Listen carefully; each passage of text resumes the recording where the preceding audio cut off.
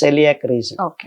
ಅದನ್ನ ಹಾಳು ಮಾಡೋದೇ ಈ ಗೋಧಿಯಲ್ಲಿದ್ದ ಗ್ಲೂಟೆನ್. ಗ್ಲೂಟನ್. ಓಕೆ.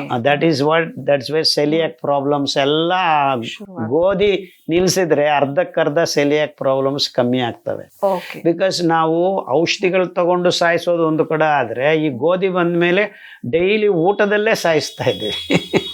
ಕೆಮಿಕಲ್ಸು ಅಲ್ಲ, ಆ ಗೋಧಿಯಲ್ಲಿ ಪ್ಯೂರ್ ಗೋಧಿ ತಂದು ತಿಂದ್ರೂ ನಿಮ್ಮ ಮೈಕ್ರೋಬ್ಸ್ ಸಾಯಕ್ಕೆ ಶುರು ಮಾಡ್ತವೆ. Okay.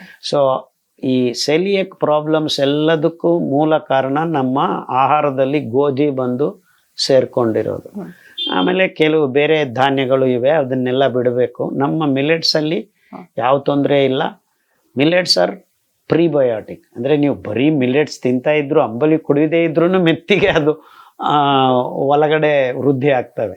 But you should not wait. According to me ಅಂಬಲಿ ಕುಡೀರಿ, ನೇರವಾಗಿ ರೆಡಿ ಮಾಡಿ ಸೂಕ್ಷ್ಮ ಜೀವಿಗಳನ್ನೇ ಹಾಕಿ.